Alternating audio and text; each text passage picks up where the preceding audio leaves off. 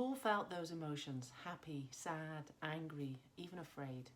And most probably at some point in time we have also felt jealousy, ashamed and embarrassed. You see, almost everyone from time to time experiences these wide range of emotions. And emotions can heavily impact the way that we think and act. And due to the huge effect that emotions have on our lives, understanding how they work can really only support us in managing our emotions and increasing our emotional intelligence.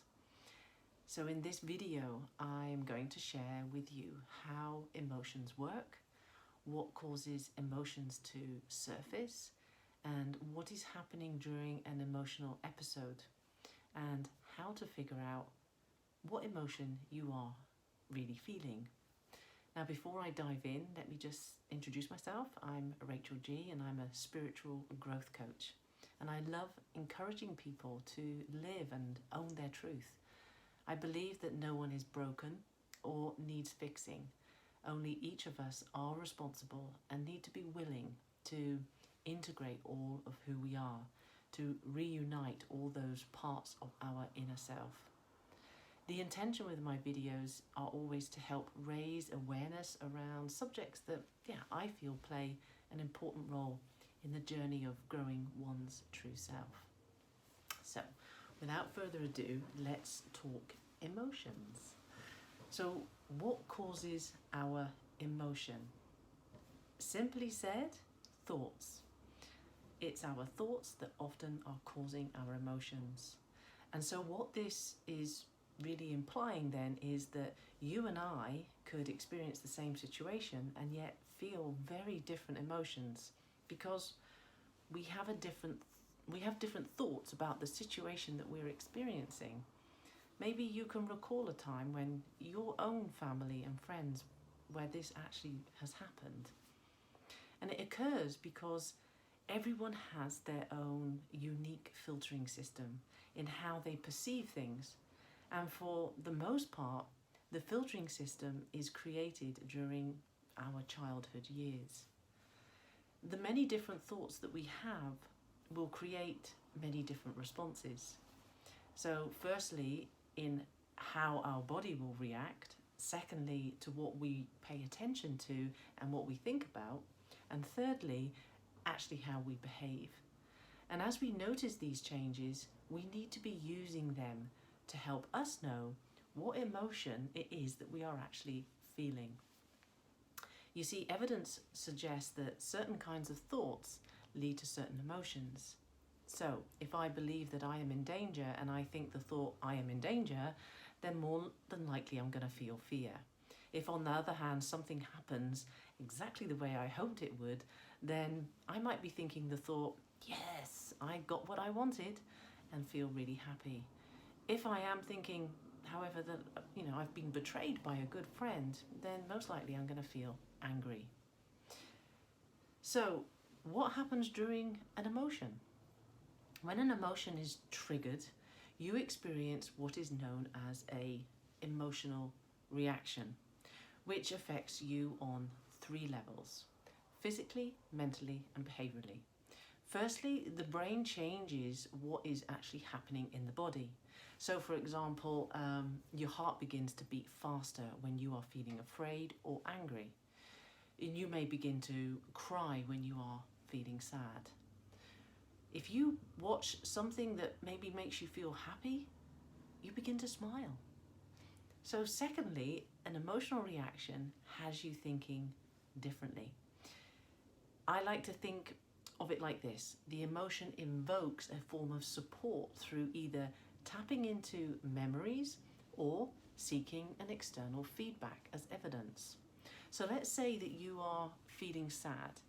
You can begin to think of sad memories. If you feel happy, you can begin to think of more happy memories.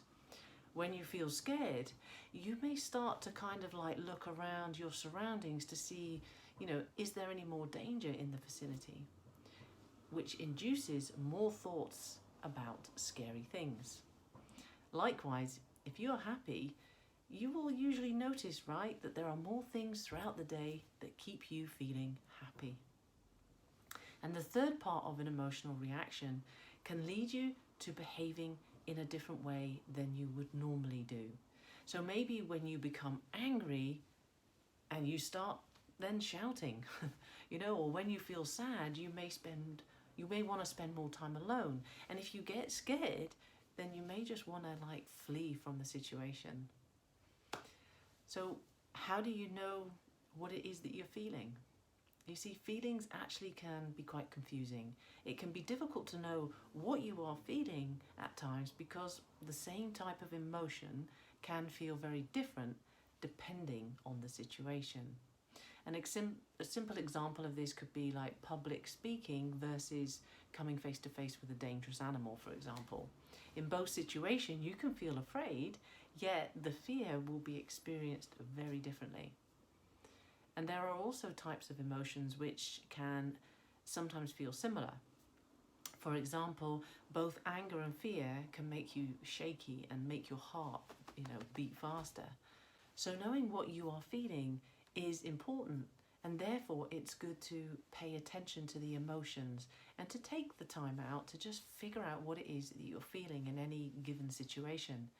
It will help you feel better quicker when you are feeling not so good. When we have trouble understanding our emotions, we have more trouble making ourselves feel better. So why is knowing how emotions work, how is that helping us? Well, you see, emotions are intended to serve you, to be helpful.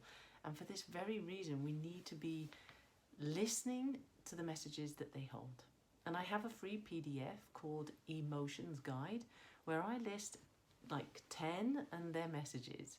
And this guide will help you manage your emotions more effectively. So the link is below in the comments box. Just remember that the main reason for understanding your emotions is to ensure that you can respond in the best way to them. And knowing how to respond appropriately calls for you to first decide if the emotion is appropriate to the situation that you find yourself in. This is because there are times when your emotions can have you overreacting.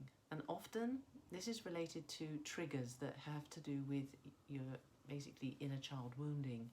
And they basically can cause us to have a heavier emotional reaction than the situation is really calling for.